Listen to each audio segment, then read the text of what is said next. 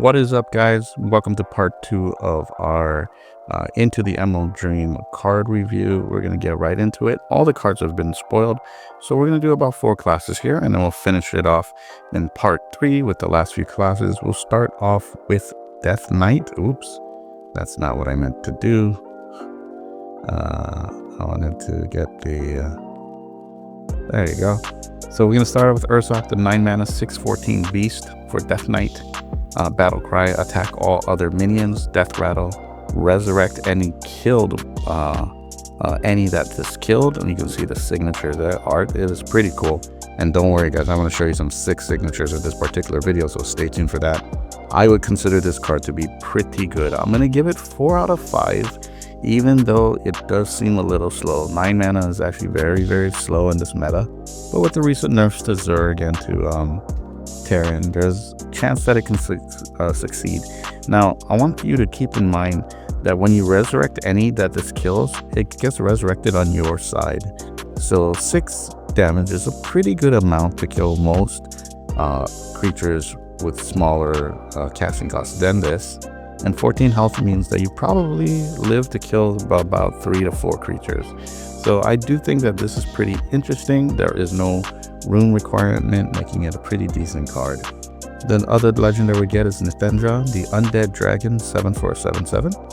It has Taunt and Death Rattle split into 1/1 beetles, and at the start of your turn, you turn into the dragon again, but its power becomes, less, like 6/6 or whatever.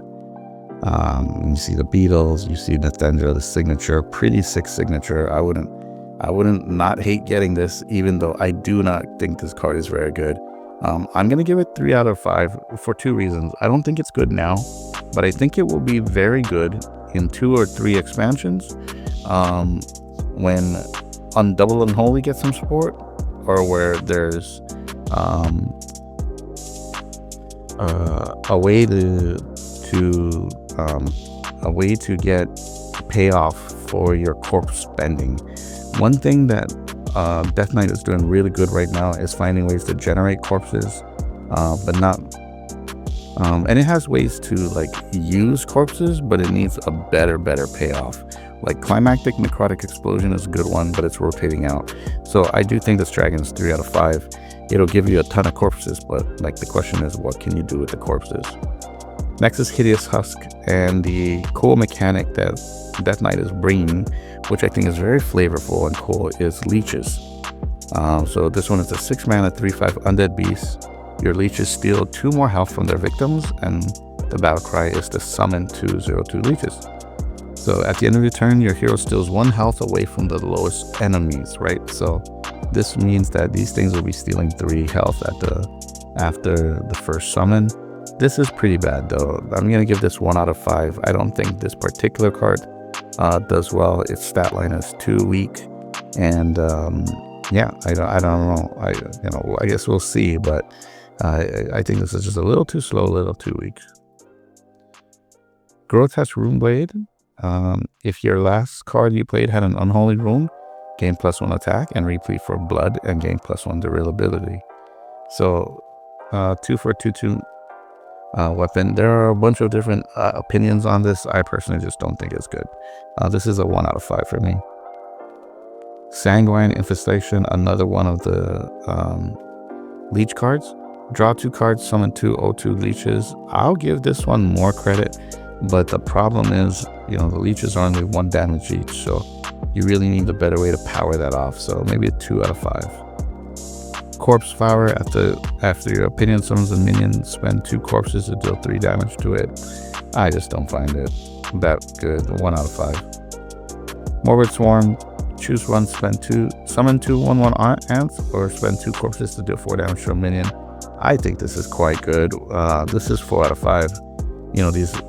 These ants can curve really nicely into things, especially the 2/2 weapon, giving you a 3/3 weapon, because this one counts as both blood and unholy. But yeah, it just remains to be seen. Maybe a 4 out of 5 card, though.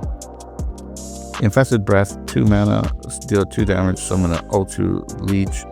This is also not bad, and this is a lot better than people would think, but I'll give it a 2 out of 5.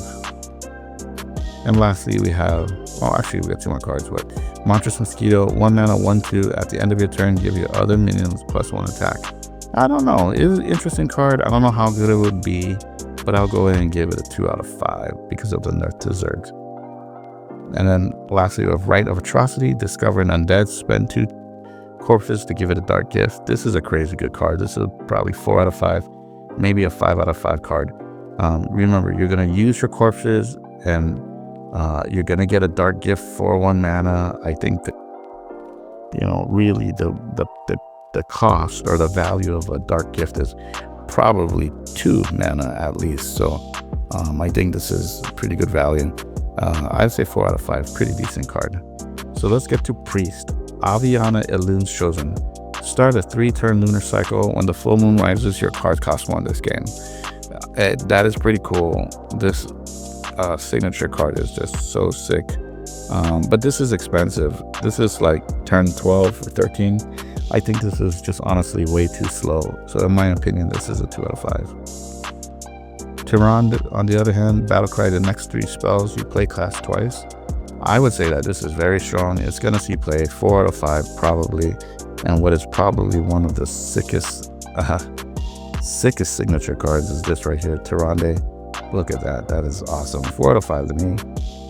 Moonwell, deal 4 damage to all enemy characters, restore full health to all friendly characters. Seems decent, but this is kind of weak. Pretty expensive. And this has not power crept flame strike enough to be relevant. I would give this 1 out of 5. Ritual of the New Moon, summon 2 random 3-cost minions. If you cast 3 spells to summon, or if you cast 3 spells, you summon a 6-cost minion instead. I do think that is pretty cool. Stats on a stick, this is pretty decent. Not bad at all. Probably 3 out of 5. Kaldor Priestess, give all enemy minions -2 until your next turn. Imbue your hero power. This is the hero power. Choose a priest minion or priest spell to add to your hand. It costs 1 less, but is temporary. So you get these discounts on how much these priest minions or spells will be. I don't know how good that is. I'm going to give that 2 out of 5. It's an interesting hero power. And, you know, it's going to force Raza to be reworked, but I don't know if that's that good. Selenic Drake, we got a dragon. At the end of your turn, get a random dragon. I like this. 4 mana, 3/6. Not bad. I'll give this a 3 out of 5. Twilight Influence, choose 1, destroy a minion with 3 or less attack, or summon a random 2-cost minion. This is a 4 out of 5 card. This is actually quite good, quite versatile, and definitely needed for the class. Wish of the New Moon, deal 6 damage to a minion, cast 3 spells to gain life skill. This is a 5 out of 5 card. Keep in mind that the Protoss card for Mage is a 3 mana deal 5 to a minion. This is deal 6, and you can potentially get life still. I would say this is really pretty strong. 5 out of 5. Weaver of the Cycle, 3 mana, 3/3. If you're holding a spell that costs 5 or more, deal 3 damage. I don't know how good this is, but you'll probably have a deck that's all in on board control with a bunch of late game spells. So this will see play, 3 out of 5. Lunering Messenger, Lifestyle, Battlecry, imbue your hero power. If you're going to look at that, that's a beautiful signature. But if you are going to be playing into imbue, then this is a no-brainer. You have to play it. So, and Rogue, let's talk about Rogue. Rogue gets a couple of like bounce, effects. So they really are embracing Shadow Step and those similar mechanics. So we have Ashramane, 9 mana, 7/7 beast. Battlecry, fill your hand with copies of cards from your opponent's deck that cost 3 less. I don't think that's good. I don't care how good opponent's deck is. If not your deck archetype, this is not going to work out. I'm sure people will try to, but this is a 2 out of 5 to me. Renfro, the Malignant, 3 mana, 3/3. Trap 1 random card in your opponent's hand for a turn. Improved for each time you've played this.